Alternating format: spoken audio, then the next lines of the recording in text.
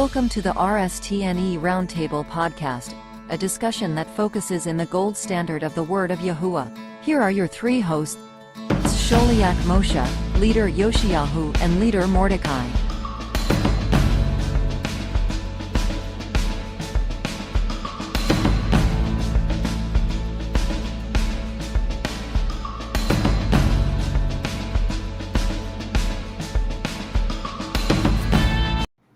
Shalom, shalom, friends. We're back with another new week, episode number 4. It's good to have you with us this week. And please tell your friends and family about the RSTNE Roundtable, available on all major platforms, YouTube, Apple, Amazon Prime.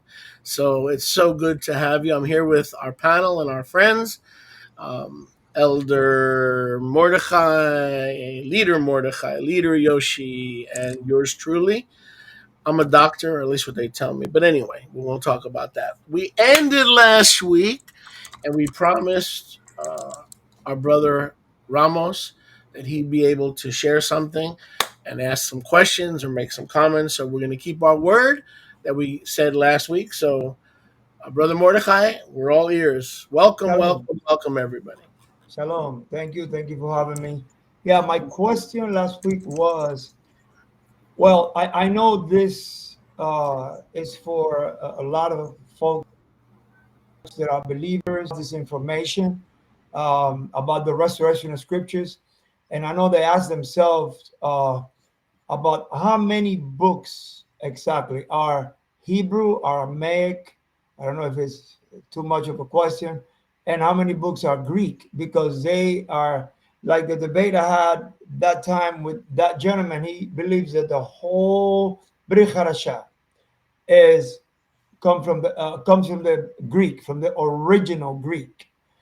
And so I want to know how many. Yeah, I want to know how many are originally Aramaic, originally Greek from the Septuagint, or Hellenized Greek.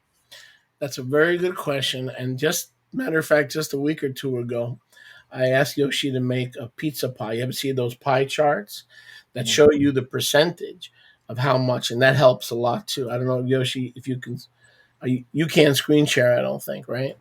Right. I can show you that the best way to answer that question regarding the RSTNE, how much is from the Greek, how much is from this. I think we have the answer right here. I guess this is one of the reasons I remember this now. Yeah. I remember. That's one of the reasons we made this, which will help to clarify that. And then I can add on to that here. Okay. So you see it there on your screen. Right. This gives you the idea of the percentage of the RSTNE. It's 29% from the Masoretic, 29% from the Septuagint, that's the Tanakh, 20% from the Dead Sea Scrolls. These are rough numbers, roughly. 8% from the Peshitta, although it could be a little higher. The recently found Hebrew Gospels and manuscripts, 3%, 4%. Samronite Torah, Shomronite, 3%. The Aramaic Targumim, 2%, and the Shem Tov, 2%. That's basically how we. But having said that, the RSTNE is unique, and I'm glad you asked that. In that we combine. Sometimes we're trying to get. Remember, we're trying to get the intention of the Father, right? We're trying to get the intention of Yahuwah, and so sometimes I have half a verse, let's say, from the Greek and half a verse from the Aramaic, or sometimes I'll have half a verse from the Aramaic, and then part from the Greek, and part. So literally in one verse, you could find 3 sources. I think that gives you the roundest, fullest picture. So this way, nobody can pin you down in the RSTNE, Restoration Scriptures, True Name Edition, and say, well, I don't like it because it's Aramaic. It's not. Well, I don't like it because I don't believe the Greek. Okay. Well, I don't like it because I don't speak Hebrew. Okay. Well, we present In some verses, different parts, it's the same verse and it's the same concept, but it gives you a fuller picture. So the Masoretic text is not all bad. It's just No, it's a lot of changes there that the Masoretic Jews did, but it's not really all bad. Some of the scriptures are accurate and it lines up with the Dead Sea Scrolls. correct. The thing is, if you throw out the Masoretic because of the anti-Yahuwah and anti-Yahusha redactions, so what do we have left? That's the oldest Hebrew manuscript. So if I'm going to start a translation tomorrow, and I'm going to call it the Baker County translation, where do I start? The Catholics are not going to give me a Hebrew Bible. The Hebrew that the Septuagint was based on is missing. We don't know where that document is. We can't use the Samaritan Torah because that's limited to 5 books. It's only 5 books. So we're stuck. Yes, we can't. People think, oh, I don't want to get the RSTNE because it's not Masoretic based. First of all, it's because it's Masoretic based. First of all, it's the least Masoretic based. Only 29%, number one. Number two, if we get rid of the Masoretic, okay, we don't have a Latin original of the Tanakh. We don't have a Greek original. Why? Because it was given in Hebrew. So we either live with the Masoretic or we adopt another religion. We adopt the Quran. Even So that. And by the way, that's one of the things that a Muslim will say. All y'all have all these language problems. We don't. All of the versions were written in Arabic. We don't have to deal with Chinese. We don't have to deal with Greek. That's one thing they say. See, you guys have all these problems with translations. We don't have that. So you see, I just so you know how the enemy works. But the point is, getting back to your statement is 100% accurate because without the Masoretic, where do we start? Where do we start? But that's the point. The English Bibles did not rely on the Masoretic. They could have realized that Kurios was originally Yahuwah, but they didn't want to focus on that. They wanted to focus on what Jerome did and what Luther did, hoping that their Hebrew was good, right? They hoped that it was good. That's the problem. The problem is not the Masoretic. If you throw out the Masoretic, you're in deep doo-doo. You got some deep doo-doo because now you have no Hebrew. Now you have absolutely nothing to check. So what you do as a Hebrew scholar in the restoration of scriptures is, for example, you have the Dead Sea Scroll as a root. Then if you have a certain verse, you go to the Masoretic, the Samaritan, and the Greek and the Septuagint, as they're witness to each other, then you use that. Correct. And Uh, even if they don't match, they give you a fuller picture. the same context, Yeah, right? correct. We're digging out to true. It's like what Yahusha said. I have not come to destroy the Torah, but to teach it. Well, how is your teaching going to be different? Here's how. Not the Greek, not the Hebrew, or I'm going to teach you Torah in Chinese. No, that's not why it's different. It's different because I am come to what? To reveal as Yahuwah the original what? Intention. So by putting 3, 4 different translations, reliable, mostly reliable, into one single verse, what are we doing?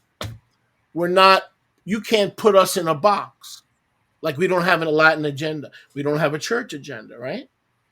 We don't have an Orthodox Jewish agenda. You can't put us in a box. We're giving you the full picture. You make up your own mind.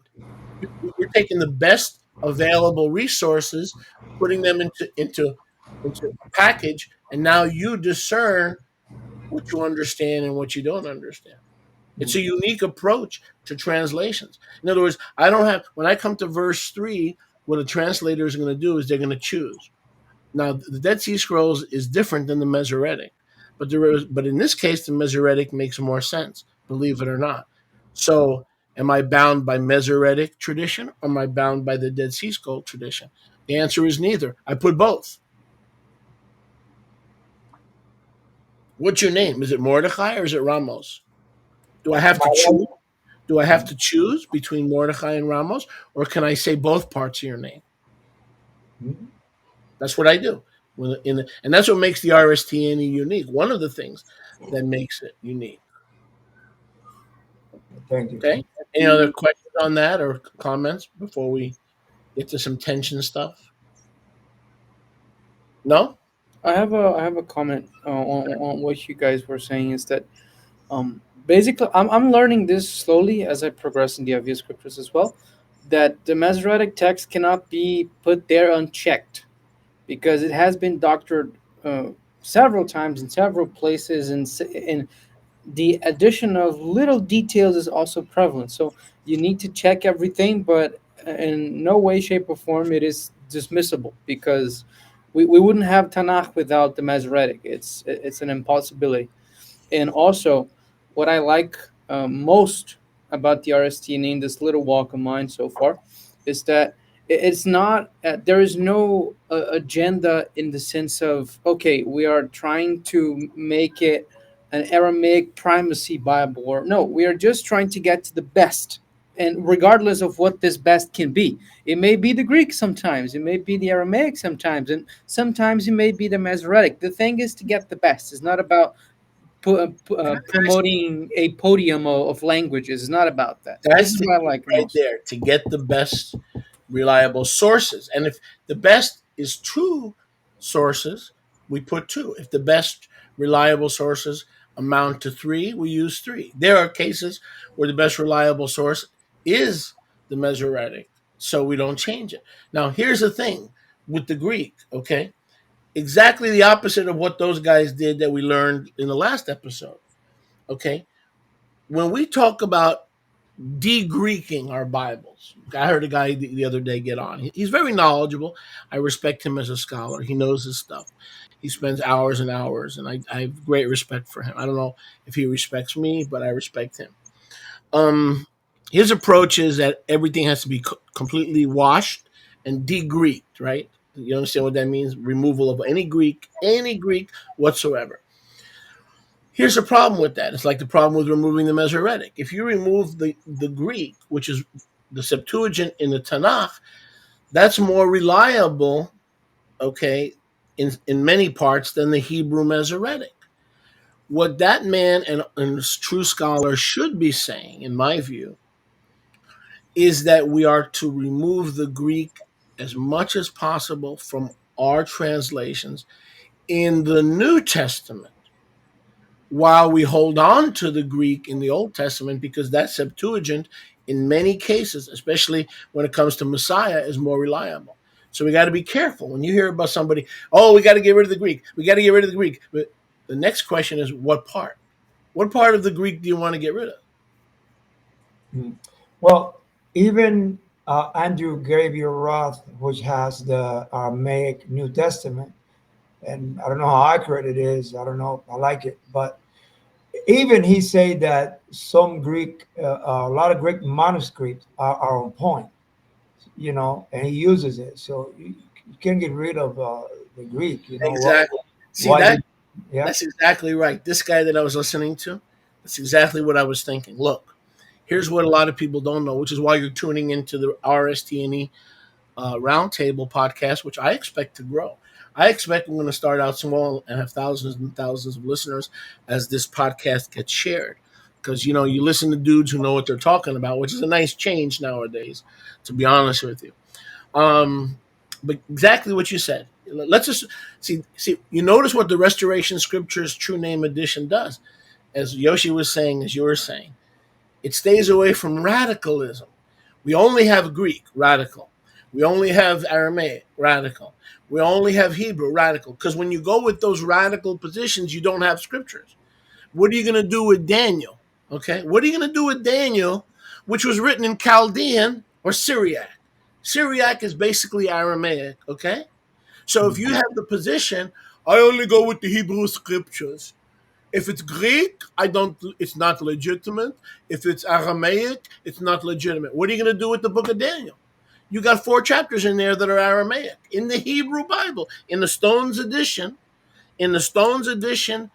Jewish JTS Bible, you have chapters in Syriac or Aramaic. Same thing. What are you going to do with that?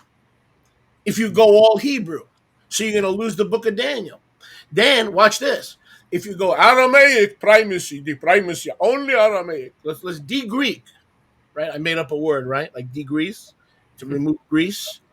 You de-Greek the New Testament, you got a bigger problem. What's that problem? And Andrew Roth will tell you. There are 5 books in the Peshitta that are missing.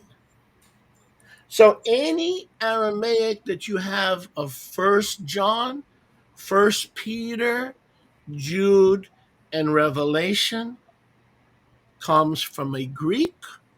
Murdoch took the Greek, I don't know which one, he had 5,800 manuscripts to choose from, and translated it into the Aramaic. They pasted that 5 missing books, and today we call it the Peshitta. But if you go to the East, to the churches of the East, they don't have those books. They don't have those 5 missing books. So if you're going to be a radical in any language, Hebrew, Aramaic, Greek, now what do? If I have the approach like some of the translators, I'm only going to use Aramaic in the New Testament because all the Greek is a lie. Because I'm going to de-Greek my Bible. Koniuchowsky's Bible is wrong. Every Bible that uses Greek pagan language is wrong. Okay, so now you have to remove 5 books from your scriptures because you're saying you're using the original Aramaic, but the original Aramaic didn't have 5 books. What are you going to do? You're a translator. What are you going to do? Well, also that you saying that, it reminds me of a scripture that says that our forefathers were Assyrian or an Aramaic ready to perish.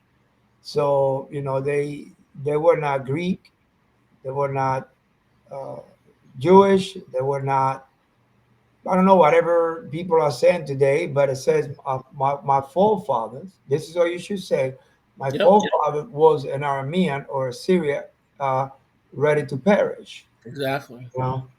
Exactly. Also, what can you do? Okay, let's go only Hebrew. All right, take Psalm 40 verse 6. What you find in the Masoretic?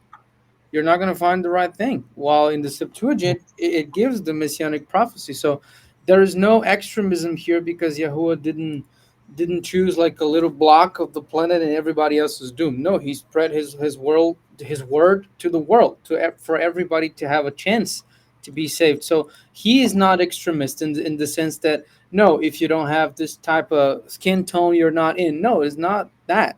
He gave a chance for everybody. So if you are an extremist, let's say we didn't have the internet, let's say in Ezra's time, okay, let's translate the scriptures in Hebrew. You guys from the north, you're not welcome. That's extremism. Yahuwah doesn't do that. So the language problem is a language problem because we have a lot of them. But without it, we wouldn't be able to reach many people as we have nowadays. So following along what you said, like it's impossible to have extremism in a sense or in the other. That is so true because of what's happened over the years. If you go with the Hebrew and you kick out the Greek, you miss the Septuagint, which matches the New Testament better. If you go with the Greek, then you don't keep Shabbat, you don't keep Torah, and you wind up in extreme Greco-Roman paganism. If you go with the Aramaic, you're fine for the Brit Hadashah, but there are 5 missing books. So that means you don't have the revelation of the end times. You don't have the Apostle Peter's instructions on how to live Kadosh. So you can't say only Aramaic, only Greek. The RST refuses that, and that's what makes the RST unique. The scriptures from South Africa, they go by the Greek. They're basically King James. Most of these Hebraic versions, okay, are King James, Tyndale, Wycliffe, Cloverdale. They take out God and they put in Yahuwah, and they call it a Hebrew Bible. That ain't no Hebrew Bible. Hebrew Bible is what we're doing. We offer you the best scholarship from every translation, and we put it together in a picture so you have a full picture because we are after the intention of Abba Yahuwah. But do me a favor, that's very important that you were saying. Psalm 40 is a perfect example. If we say we're only going to use the Hebrew in the Tanakh, and reject the Septuagint because it's a Greco-pagan Roman gods, etc., watch what we wind up with. Can you read the Masoretic text in Psalm 40, 6 and 7? And you'll see the difference between the Masoretic and the Septuagint. There's a huge difference. And this is in many places where the Masoretic has been redacted. But if we get rid of the Masoretic, we're getting rid of the oldest Hebrew text we have, other than the Dead Sea Scrolls. But remember, the Dead Sea Scrolls is not a complete Tanakh. The Dead Sea Scrolls are fragments. Yep. We can get rid of the Masoretic if we find the Dead Sea Scrolls from Genesis to Second Divrei Hayamim. If we find all the books of the Tanakh in Qumran, we can now get rid of the Masoretic. But that hasn't happened. Yep, I got it. People talk about the Dead Sea Scrolls, they don't know what they're talking about. First of all, the only things we have are fragments. Second of all, there are other Dead Sea Scrolls that are in the Vatican, or the Israeli government doesn't want to release them to the public because people will see that Yahusha is the Messiah and that he's not a Christian God who came to start a new religion, but he is the fulfillment of the Masoretic text and the Septuagint that people are reading. So they've got this thing under lock and key, the Israeli Antiquities Authority. So all we have are fragments, okay? But that's what makes the Isaiah scroll so special. The Isaiah scroll in the Museum of the Book in Jerusalem, right opposite the Knesset, that houses all 66 chapters of Isaiah intact. And it matches perfectly the Masoretic. So if you throw out the Masoretic, you're also throwing out the Isaiah scroll from the Dead Sea. Yep. Well, the good thing about the restoration, I'm sorry. I got the things to read here if you want me to do the comparison. Either one. All right, I got it here. So from the Masoretic, Mordecai, hold on to your thought. Psalm 40 verses 6 and 7 from the Masoretic-based text. So sacrifice and offer you did not desire, but my ears you have opened, burnt offerings and sin offerings you did not require. Then I said, here I am, I have come. It is written about me in the scroll. Okay, all nice and good. This is the Masoretic. But now let's go with the Septuagint of the same thing. Psalm 40 verses 6 and 7. A sacrifice and offering you wanted not, but a body you prepared to me. Whole burnt offerings and a sacrifice for sin you did not seek. Then I said, behold, I come. In the chapter of the scroll, it is written concerning me. So in the Masoretic, there's no body and there is no coming of this person with the body prepared. So neglecting the Septuagint basically makes us miss a messianic prophecy that was fulfilled by Messiah Yahusha. I wonder why was that? Because the Masoretics, the Pharisees, they didn't want anything to do with Yahusha. They didn't want to accept him as Messiah. We caught him red-handed. We caught them. Giving Yahusha the control of the Messiahship would say, okay, let's forget about Rome because we need to follow this dude now, and practically we're going to be killed by the Roman Empire. Now go to Hebrews 10 and tell me, does Hebrews 10 match the Masoretic or the Septuagint? Yep. Go to Hebrews 10, 3 and 4. Okay. You want me to go in what version specifically? Pick a version. They all get it right. Every one of them gets it right. Calvin, Tyndale, Cloverdale, Schmoverdale. 10:25? Yeah. 10, right. 3 and 4. Okay, gotcha. 3 and 4. Let me get from the first that comes This is up. one of those rare cases that everybody got it right. Except the rabbis on purpose. Okay, Hebrews 10, 3 and 4 from the New International Version. But those sacrifices are an annual reminder of sins. It is impossible for the blood of bulls and goats to take away sins. That's all it says. Keep going. All right. Okay. Let me just get the whole chapter first. Let me see. Okay.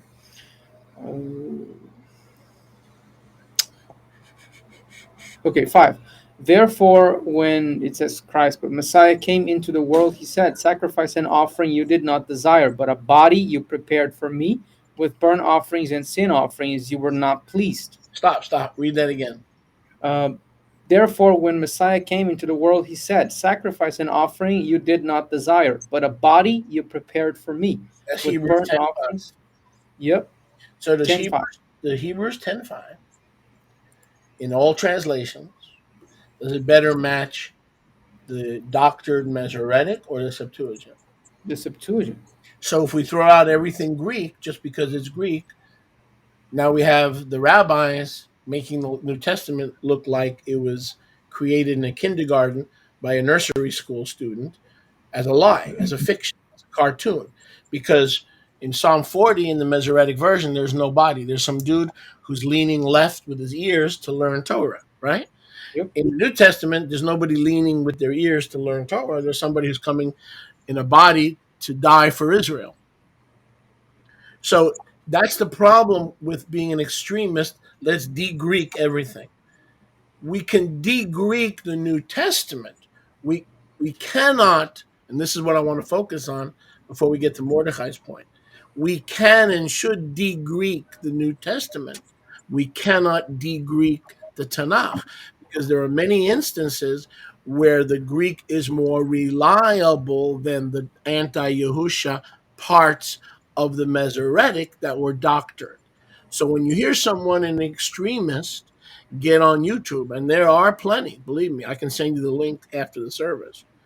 I mean, after the podcast, where he's like, everything Greek has got to go. Well, if it's got to go, then you're basically relying on the rabbinic redactions that removed any hint of Yahusha, disconnecting the New Testament, making it look like a work of fiction rather than a work of historicity.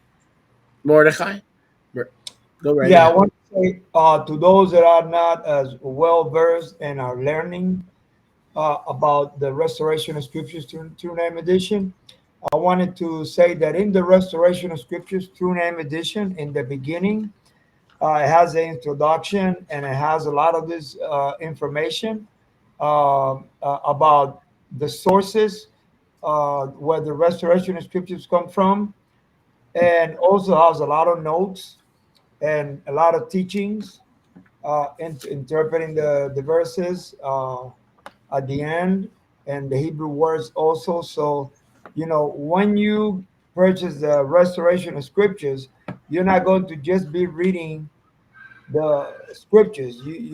There is an explanation where and why. I just wanted to say that. Yeah, let me give you a perfect example. So let me reiterate, and then I'll give you an example. Yoshi gave you one; he can give you 20. So I'm not going to say get rid of the Greek. I'm not going to say get rid of the Hebrew. I'm not going to say get rid of the Aramaic. I'm going to say we are at the point in Bavel. We are the children of Bavel. The world is still confused in their languages. Okay. We have to work with what we have. If we throw out the baby, we're in trouble. If we throw out the water, we're in trouble. If we close the bathtub, we're in trouble. If we lock the door to the bathroom, we're in trouble. Anything that doesn't give us added insight as if we were not in the age of Bavel, we're making a big mistake. And most of the translators and most of the translations that most of you are still using, something's been locked.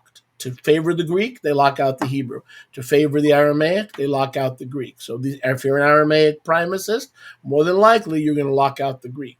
We don't lock out anything except the devil, right? We want to know, because we're in the age of Bavel, right? Like Yoshi was saying a couple of weeks ago, we're in Bible times. Well, guess what? Bible times was the times of Bavel, Babylon, because after the Tower of Babel, after the Migdal Bavel, in Hebrew, Migdal Bavel, there was a confusion of language. When Yahusha was on the earth, were the languages confused? When Yep. Yahusha was walking this earth, were the languages confused? So didn't he also have this translation issue? Do you think Yahusha did not have a problem with the translations of his day? Didn't he say to the Pharisees in Matthew 15, you change the word of Yahuwah and make the word of Yahuwah of none effect? They changed a korban for Yahuwah and they gave it to their parents in their old age to keep the money in the family. He says you've changed the word to favor your traditions. What makes you think that in the days of Yahusha and the apostles, they didn't have the same problem with translations that we have today? I have a question. Sure. It says here that one of the resources for the restoration of scriptures through an edition, and I believe this is the way it is pronounced, is Quator Dekim. Can you share a little bit on the Quator Dekim? Which one? It The says XIV. Quator Decim. It says of the translation of the 14, Oh, included Ezra, Nehemiah. okay. So basically, and we get this from Ezra and Nehemiah. Basically, and I have a book on that called The Ezra Monopoly. Mordechai, I would suggest you get it. Basically, Ezra had a monopoly on Hebrew because when the people came back from Babylon, they were speaking Chaldean and Syriac, and they didn't understand Hebrew. So when they read the Torah, the people were crying and crying, and we don't understand. We don't. How can we obey if we don't understand? So Ezra said, "I'll take care of it." He gathered a group of 14 translators, including himself, and they translated the Hebrew scriptures into Aramaic block letters. These Aramaic block letters became what's known today as modern Hebrew, the Babylonian block letters. So he took the Paleo Hebrew, he translated it into Aramaic block letters so that people can understand because they understood Aramaic block letters. In the process, we lost the last Paleo Hebrew manuscripts that Ezra used, and Ezra changed things because he hated the Samaritans and he hated the people who wanted to join in the rebuilding of the temple in the days of Ezra and Nehemiah, when the temple and the walls of Jerusalem were rebuilt.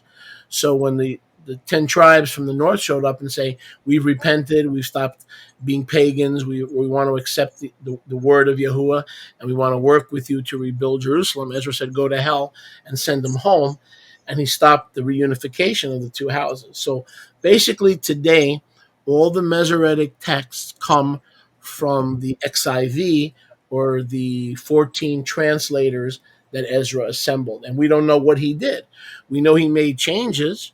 For instance, in the Torah, when he took the altar of Yahuwah and moved it from Mount Gerizim to Mount Ebal, because Mount Ebal is the mountain of cursing, and Ebal. Yahuwah put his altar on the mountain of blessing. Obviously, Yahuwah is a blessing. But Ezra, in order to make the Samaritans look like heathens and stop the two-house restoration, what Ezra did is he changed the Torah by moving Yahuwah's altar from Gerizim, where the blessings were pronounced, to where the cursings were pronounced on Ebal, so that the Samaritans would not look good, because they claim Mount Gerizim is where Yahuwah's altar is. The Jews say, no, it's in Jerusalem on Mount Moriah. So in order to invalidate their claims, he changed the Torah.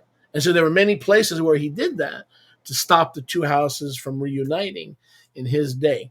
We call that the Quarantissimum or the XIV translators. The Masoretic texts today are the direct descendants of the school of Ezra. The ones that are doing the Masoretes, the Pharisees, were the previous school of Ezra, which is why we need the Septuagint. Okay? Because maybe they were working from a Paleo Hebrew that Ezra didn't have. One thing is for sure, Ezra had a Paleo Hebrew. And one thing else is for sure, by the time he was done, we have the letters we have today. Paleo disappeared. Crazy stuff, guys. So let me show you what I said. So to recap, the exactly opposite of what the church translators did. They should have used the Greek for the Old Testament, not the New Testament. They did the opposite. They used the rabbinic doctored Hebrew for the Old Testament, supposedly, even though they couldn't read it too good, and then refused the Aramaic and stuck to the Greek in the New Testament, where they shouldn't have stuck to it. You see what these guys did?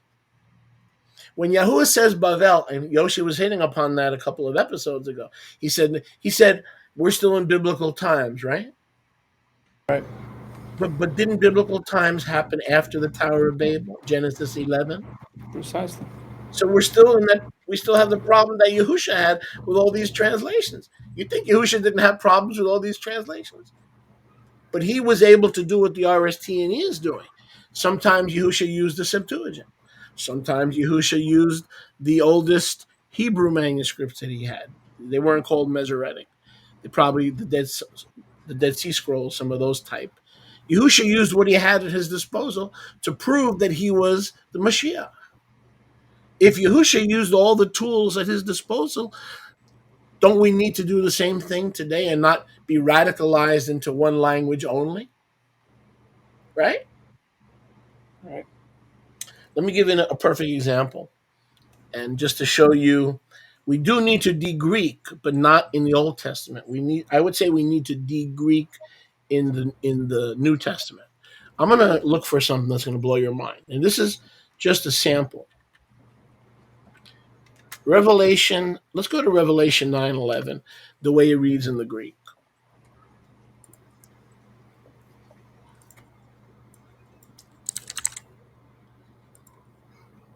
And actually, and this is what I'm talking about, okay? The RSTNE had the same rendering up until 2 weeks ago. But because we're hungering and because we're thirsting, we will listen to scholars that have done the work before us. We're not going to be so proudful and arrogant that say we're the scholars, right? Yep. There are people who did scholarship that you and I have not done, right? Right. They should take advantage of our research just like we should take advantage of their research. So look, this is the Greek, and this is a perfect example. So again, our approach as of today, maybe it'll change in 3 weeks. We want to de-Greek the New Testament, but be careful not to de-Greek the Old Testament, because if we do, we're going to create a disconnect between the covenants that will make the New Testament look like a nursery school fiction book. And it's not fiction, it's reality. It's heaven and hell. It's life and death. Okay? So it's on your screen. Let me make sure it's here. I always forget to put it up. Yep. So. Okay? Yep. So this is the way the RSTNE read as of a week ago. Now tell me if there's a problem here. Mordechai is going to be able to hit on this real easy. They have over them a king, the angel, Angelon, of the abyss. The name of the angel in Hebrew is Abaddon. And in the Greek, Helleniki, in the Greek, well, first of all, who cares about the Greek? Why doesn't it say in the French? Why doesn't it say in Italian? Why doesn't it say in Portuguese? This shows you that those guys, Tyndale, Schmindale, Windale, Cloverdale, they all had a Greek agenda, anti-Torah, anti-Hebraic agenda. They say in the Hebrew it's Abaddon, but in the Greek, who asked you? You think Yahuwah is going to tell you what the name of the angel who is guarding the abyss? You think Yahuwah talks like that? Oh, by the way, in case you were wondering, in the Greek, no. Who put that in? We know who put that in. Watch. In the Greek, the name is Apollyon. Now, here's your problem. Yahuwah is allegedly saying, okay, in Hebrew, the angel of the bottomless pit that guards the bottomless pit is Abaddon. But in Greek, well, Yahweh's not going to tell you, but in Greek, or why not in Chinese? Who put that in? The people with the agenda put that in. And they show you what their agenda. Now watch this. And the name of Yahuwah's angel who is guarding the bottomless pit so nobody can get in or out without his permission is named Apollos. Apollos. Yahuwah has an angel named Apollos. Yep. Let's go back to the earlier part. They can't get out. They have tails like scorpions, and their power to injure for 5 months. But they're not getting out because they're in prison. But they have a messenger over them. He is the angel. That doesn't mean he's a demon. He is a guardian and of the abyss. No one gets out without Yahuwah's permission. Okay, and then when Yahuwah unleashes these demons, of course, the great tribulation occurs, etc., etc. So are we to believe that there's a messenger, whether it's clean, unclean? I believe it's a clean messenger. Are we to believe that there's an angel named Apollos? Apollos is a Greek god. So we have to de-Greek this. Now, let's see how this reads in the Peshitta. And don't take my word for it. We're going to stay right here on Bible Hub, sweetheart. That's what we're going to do. You guys see it? Yep. Mm-hmm. Are we still on Bible Hub? Yep. Watch this now. Okay, people think, oh, Sholiach is making up words. Okay, let's see if I'm making up words. This is from the Peshitta. You see that? Yep. Revelation, and those guys, Tyndale and Cloverdale and Wycliffe, they had this available, guys. They had this available. They chose not to use it because they were radically Latinized and they were radically Grecicized, and they were blind to what was available. It's true. They didn't have the Dead Sea Scrolls. That's true. But they were willingly blind to what they did have. Okay?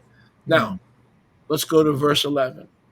Now, listen very carefully and tell me if you see a difference.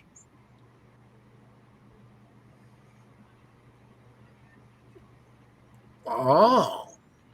And there is a king over them, the angel of the abyss, whose name in Hebrew is Avadu, and in Aramaic is Aramit in Hebrew. And in Aramit, his name is Shara. Shara means a prince. He is the prince who guards the demons from escaping until Yahuwah says, go. The second woe, one woe is past. The second woe is here. And go do your destruction. Go do your thing. Look at that. So instead of Apollos, Shara. Now, if you look up in the Hebrew, it's Shin Resh Yud. What does that word sound like? Sar. What is the Hebrew word sar? Prince. Prince. He's the prince over the abyss. So do you think Yahuwah is going to call him a sar, or is he going to call him Apollos? What these guys were doing is basically saying, okay, this dude that you call the guardian of the abyss, he's our Apollos. It's like they're trying to explain the cognate of pantheons. Is this crazy or what, man? This is crazy stuff. This is demonic. That's what it is. So in the perfect King James Bible, which comes from the perfect Tyndale Bible, okay, which comes from the perfect Wycliffe Bible. None of them wanted to use the Aramaic. They had it. They had this right here. They chose Apollos instead of Sarai. Sar means Sarah. What was Abraham's wife? Sarah. Same word. And that affects the Portuguese too, because we were discussing earlier about the João Ferreira de Almeida version. That is, I'm as I said, I was not a Christian before, so I don't know all the versions here. But this seems to be the most famous and most reliable, as they say. Basically, a guy named João Ferreira de Almeida did only the New Testament translation in a year. And he basically used, and that it was before the internet times. I'm doing the Avia scriptures in a year. I'm not even in half of the Tanakh. So for him to do in 1 year in the medieval times, it was basically copying and pasting. He didn't change a bit. So, and pretty much what he used was a Latin version from a guy called Theodore of Beza. That this Theodore of Beza was a French dude that was a Protestant involved in the Protestant Revolution. So we were basically walking in the same pathway of Martin Luther. We are basically walking in the same pathway as William Wycliffe. So nothing was changed. He basically used translations from the Spanish, French, and Italian, and he Catholic. checked, Catholic things, and Under he the guise of basically, Protestantism. Under the yeah, guise of Protestantism. and he would look at some sources in other European languages. So no Hebrew, no Aramaic, nothing about the original fonts, the original languages, the Semitic documents, nothing. So even in the Portuguese, and for those who didn't listen to the first episode, I'm not an American. I speak English, but I am Brazilian. So we used and relied on the Portuguese language. But even the Portuguese is defectuous. It's basically flawed because So the basically, sources are not the best ones. so basically, all these languages went to the Roman Catholic beast, Mother Church, to find some finger or some milk bottle to suck at her teats, claiming to be different. Claiming if they were different, Mr. Ferrer would have gone right to the Aramaic I just read to you. Yep. It was available when Mr. Ferrer was around. You realize that? The Aramaic Peshitta has been around since the time of Moshe. These people are without excuse. And these are the scriptures that you're reading, friends. And I read for years and I never questioned. How can it be bad? I got saved reading this. I learned to love Yahusha reading this. That's true. But that's because the grace and the rachamim and the sure mercies of David, the royal house of David, broke through those barriers because he's more powerful than all those barriers. But that don't mean we shouldn't remove the cataracts when we find out we have cataracts in our eyes. Do we leave the cataracts there, or do we go to the doctor and remove the cataracts?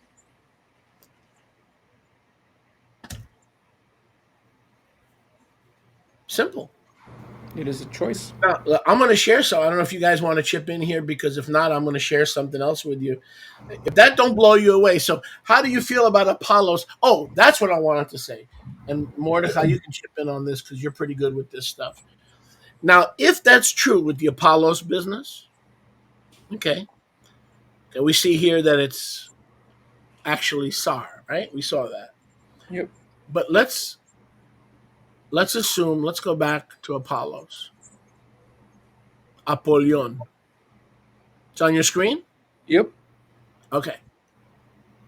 Let's assume this was the original. Now, isn't there a verse, Mordecai? And I've heard you talk about this before. Isn't there a verse in the Torah that says the following? It says, the name of other gods, what? Should never come from your lips. Yes? Yep. Oh, man. Then Yahuwah turns around and says the name of other gods. He won't let us do it. Wow. He won't let us do it. We can't say Apollo, Venus. No, we can't do it. But he turns around, violates his own Torah, and pronounces the name of other God. It even says in the Torah, from your lips. It doesn't say don't do sermons. He doesn't say don't do studies. He doesn't say that. He said don't even let it cross your lips. You know what I'm talking about? You know the verse I'm talking about? Yep. Yeah, a lot of times when I witness to the Cuban friends and family, they are into voodoo, and I know all the names because I grew up in Cuba, and I never say the names. So this is me, just a human being, and because I know there's a commandment that Yahuwah said, not to let their names be heard out of your mouth. So yeah, you're right, 100%. Yahuwah is not gonna say those names. Yep. Exodus 23:13. Exodus 23:13. Yep. Can you read that? Read that, please. Yep. I'm gonna read it in the first Bible that comes up. Ironically, the New King James. Do not invoke or summon the names of other gods. Do not let them be heard on your lips. So then Yahuwah writes the book of Revelation, gives it to Enoch, who of course is the angel, the immortal angel, who says, I used to be one of your brothers. I used to be one of the prophets. And says, the angel who guards the bottomless pit is Apollos. Oh, so Yahuwah is breaking Exodus 23:13. But you and I can't, but he can. This is what happens when you believe that the English translators did a good job. They did not do a good job. They had an agenda. They just made error accessible. That's it. Exactly. And then how did we get the other translations? They copy and pasted the errors. Now here we come and we look like radical people who are changing Yahuwah's word. How dare you? Don't you have the fear of Yahuwah? Don't you realize Yahuwah said if you add or take away from his word, you will have the plagues? Yes, we're not adding or taking away. We're taking 2 or 3 translations, putting them together and saying, may Yahuwah give you the full picture so that your understanding is not limited to the Jesuits, so that your understanding is not limited to Rome, so that your understanding is not limited to the murderer, Martin Luther, who murdered Jews, responsible for murdering not quite as many as Hitler, but enough. You can call them Khazars or whatever you want to call them. You still shall not kill, okay? We don't need that. We have the Aramaic. We have the Masoretic, which is a million times better than some of the Greek translations, even though the Masoretic has its own issues. So what do we do? Well, what did Yahusha do? He used them all. When Yahusha was on earth, I am convinced he used whatever he could to get his point across. Are we trying to get our point across? Or are we trying to be Greek primacists? Are we trying to get our point across? Or are we trying to be Aramaic primacists? What is our mission? To bring Israel back so that Israel would make teshuvah. If that's our vision, then we need to, like Brother Malcolm said, by any means necessary. Love, a little push, a little shove, a little kick in the ass, whatever it takes to get black folks the right to vote. By any means necessary. We're not changing anything. Changing means the Quran. You make it look like the Quran. Baruch Hashem Yahuwah.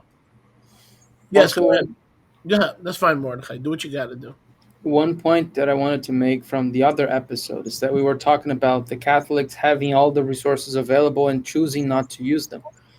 By studying the history of the Crusades, for like the Catholic Church did a lot of bad things, but studying just the Crusades alone, they didn't want to use the resources. They wanted to control the people, to make them think that, okay, yeah, we are the only right source you guys have. Otherwise, we have a big ass sword to prove you wrong. So you better not try to research that much. You can fulfill your curiosity if you want to, but don't go overboard thinking that you can study Hebrew or what else. We don't care. Just do what we are telling you to do. Otherwise, you're going to be burned, and it's not going to be nice. And they themselves were not willing to study the Hebrew. Precisely. They themselves were not willing to investigate the Aramaic New Testament. So their sins were double. The translators' sins were double. On one hand, we're not going to delve into the most reliable manuscripts, but on the other hand, we're not going to let you do it either because you are not qualified. So that they muzzled themselves in order to muzzle the people. Because the goal was never to bring the point across. The goal was basically to say, these scriptures that we are offering to you, they engrand our position. That's all that matters. Now you go and, plow the field that I'm paying you to do, and don't bother reading the hard things. We do it for you. How convenient. Exactly. So the translations that you guys have are all agenda-based. If you don't have the RSTNE, it's agenda-based. You say, well, wait a second. That's not the only Hebraic true name translation. It is the only one that uses all the resources available, because the scriptures from South Africa is basically the Masoretic text and the Greek New Testament. No different. The Aramaic Peshitta is the Aramaic Peshitta, but they have 5 missing books. Do we just ignore those 5 missing books? The RSTNE is not, like you were saying, Yosh, the RSTNE does not have an agenda. Here's our agenda: to bring the intention of the Father and eliminate the filter of Bavel, the confusion of languages back to an understanding, not to Hebrew, not to Aramaic, like Brother Malcolm said, by any means necessary. White folks thought that he was saying murder us. If you got to murder the white man, do it. No, that's not what he was saying. He was saying if you have to use a ship, if you have to use a plane, if you have to use a horse, as long as we get where we need to get. To what Yoshi was saying, don't go too far. Even today, this day, I have a friend. She's from Philippines, and I ask her, "Well, don't you read the Bible?" And she says, "We cannot read the Bible. You cannot understand the Bible. Only the priest can read the Bible and explain it to us what it says." And I'm like, "Oh my gosh."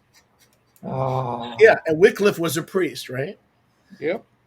Tyndale was a priest. The Baptists and the Southern Baptists and the Calvary Chapel, they made these people into heroes. These are the fathers of the English Bible.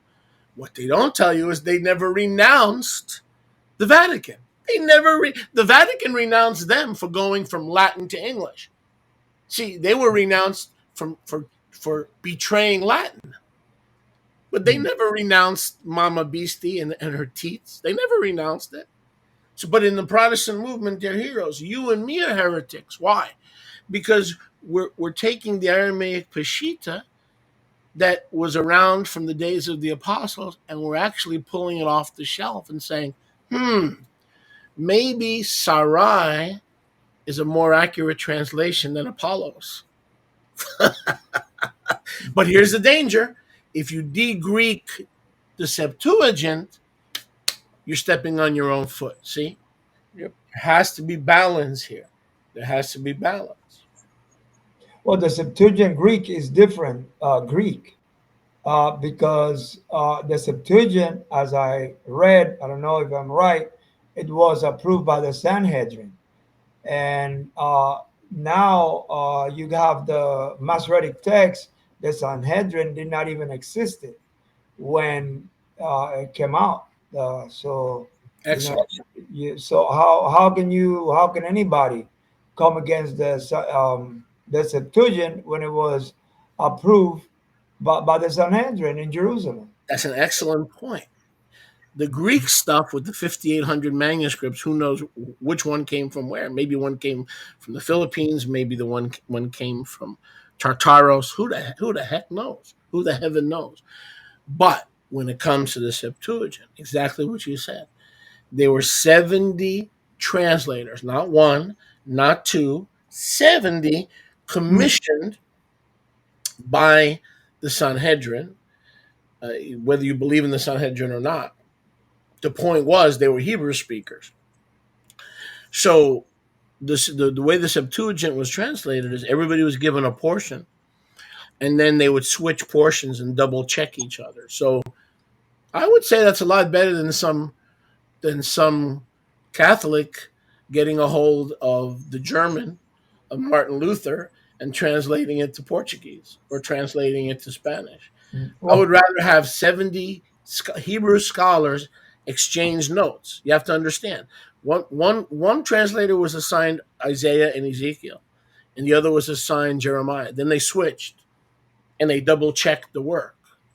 So what do you think is more reliable? The Apollos people, okay, in Revelation 9:11, or real Hebrew scholars? Well, even the Sanhedrin of those days is not like the Jewish people of these days that they reject Sholiach. Because I know you did a study a while back about all the forefathers that interpreted Isaiah 53 as being the Moshiach. You got the Jewish people today, they say that Isaiah 53 is Israel. But you got, not to go too far away, 500 years ago, a lot of the Hebrew people, Jewish people, that were in Spain. And a lot of those Spanish Jews, they interpret the Isaiah 53 as is the coming Moshiach. So it's a different mindset, the Sanhedrin, from what the Jewish people are telling you today. And the fact that Paul and Yehusha and others used the Septuagint, what does that tell us? That tells us it was reliable. Okay, when Yehusha quotes in Matthew 24, when Yehusha says, "As it was in the days of Noah, so shall it be in the days of the coming of the Ben Adam," or in Aramaic, the Bar Enosh, right? Right? Is he not saying there was a guy named Noah? It wasn't Veggie Tales or fairy tales. When he quotes Noah, isn't Yahusha saying there was a guy named Noah and there was a boat and there was a flood? When Yahusha says, "You greatly err not knowing the scriptures," he is not the Elohim of the dead but of the living.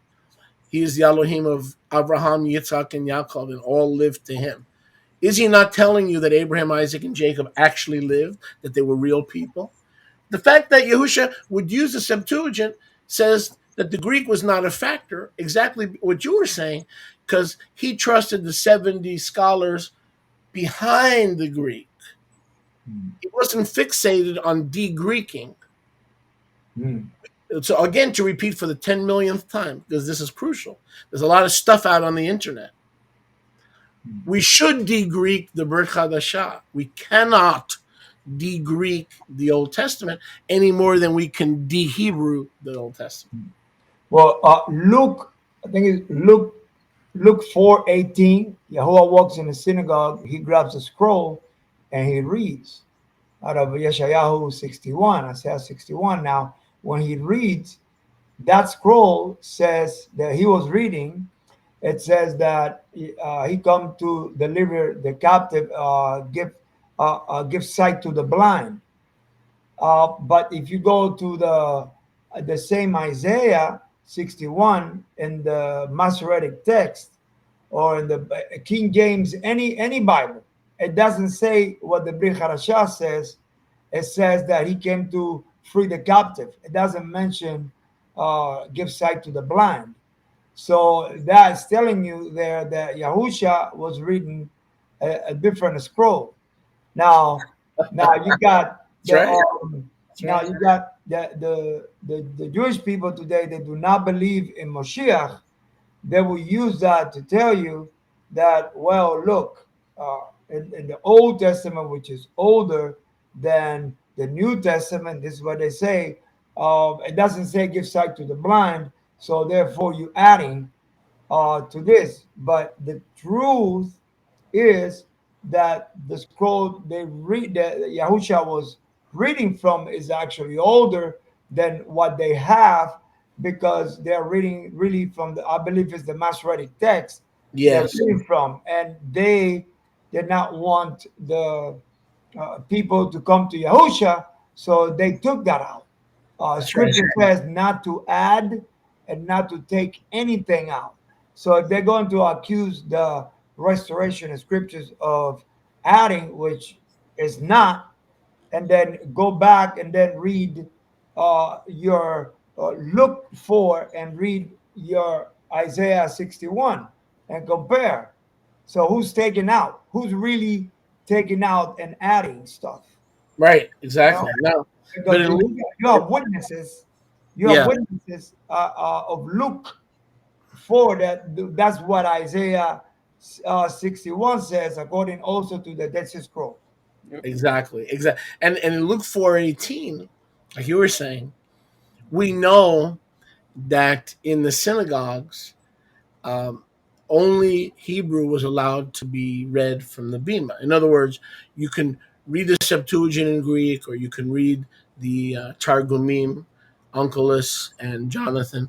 You can read the Targumim and you could read the Septuagint outside the synagogue. But when it came to the Torah service, it was done in Hebrew. So exactly what you're saying, which is brilliant. Now watch this. He was not using the Septuagint, because you could not read in Greek from the Bima in the synagogue at the time of Yehusha. He was reading a Hebrew manuscript from which the Septuagint was taken. Wow. That's brilliant. Yep. You see that? You could not get up. You'd be thrown out of the synagogue. Yeah. If you got up and read in Latin, which didn't exist, I guess it kind of exists. Pardon me. If you read in any other language, you would literally be thrown out of the synagogue. So we know he was reading Hebrew, and like you said, the Hebrew that he was reading doesn't match the Masoretic, but it does match the Septuagint. That's precisely the reason why the Masoretic came to be, because they needed to prove this guy wrong. Do we have Isaiah 61 on the Dead Sea Scrolls? Yes, right? Yes, the Dead Sea Scrolls match the opening the eyes of the blind. Man. Because if you hadn't noticed, when Yahusha was practicing medicine, one of the things that he liked to do in his spare time was open the eyes of the blind. In other words, the hardest thing for modern medicine, other than cancer, but you can even argue that, where we're making advances in cancer, but no advances in blindness from birth. He was opening the eyes of the blind, which is exactly what the Hebrew from which the Septuagint was taken said the Messiah was due. So, like both of you were saying, that had to be removed. Because if there was someone who was opening the eyes of the blind from birth, he had to be Yahuwah in the Had to be Yahuwah. And that would mean that, they had to change the word. They had to remove the words. And if that guy that proclaims to be Yahusha is actually doing miracles that nobody can explain, that necessarily means that we, as the leader of the Jewish people, we cannot listen to the Roman emperor anymore. And that would mean a gigantic warfare. And now we need to rely on this dude that out of a sudden says that we cannot, we need to be revolutionaries against the Roman Empire. So that's why the Masoretic, one of the reasons why the Masoretic came about, because we need to prove this guy wrong. Otherwise, we're going to lose control over the people. Correct. But if we throw the whole Masoretic in the garbage, then we don't have Tanakh. Now where do we start? Yep. What came first, Hebrew or Aramaic? Hebrew. What came first, Hebrew or Greek? Hebrew. So, and what does Jubilees tell us about the original language? Hebrew. All the animals spoke Hebrew. Yep. Even the animals spoke Hebrew. So we can't just... The problem with translations, I have found, is that they harbor the agenda of extremists. And if you're going to be a disciple of Yahusha, you need to be balanced. If you like a copy of the scripture that is balanced, then the RST is for you and you're for the RSTNE. And we need you, not just to promote it, to buy copies. Because when you buy copies, we can keep it free online. When you buy copies, we can reach the lost sheep of Israel. When you buy copies, you're reaching people that think that the King Jimmy is perfect, that they don't need revelation, that they don't need understanding. So, but now you know better, and when you buy those copies, you support the ministry. This is not a business, it's a ministry. But more importantly, you are bringing back the law. Yahusha said, I have only come for the lost sheep of the house of Israel that have gone astray and that have gone whoring. These people have a problem with whoring, not keeping their pants on, but with Apollos, with Venus, and a part of their whoring is in their translations. Let me say that again. Part of the problem of Ephraim in their whoring is found in the very book that's supposed to take them out of whoring. Yep. Sholiach, in Isaiah 36:11, I'm looking for it. I don't know if this is in context, but it's saying, do not speak to us, speak to us in Aramaic, don't speak to us in Hebrew, for we don't understand it. I believe that's what it says. It's Isaiah 36, verse 11. Then Eliakim, Shebna, and Yoah said to the field commander, please speak to your servant in Aramaic since we understand it. Don't speak to us in Hebrew in the hearing of the people or of the wall. If this is in context, answer. If not, then bypass it. Because that scripture just came to my head. No, that's good. Yeah, for sure. That shows you that Yahweh used Aramaic. and that also shows you that the people, what that Isaiah? So Isaiah 36:11. I guess there was a time where some people didn't speak Hebrew. yeah, but then no, that's right. But then that was Isaiah. That was about 700. So then 120 years later, Ezra knew that the people didn't understand Hebrew, so he took advantage of that and made his own translation. They spoke Aramaic, as you just confirmed. Yep. And 150 years later, Ezra said, "Hey, the people don't speak Hebrew, so I'm free to make my own translation."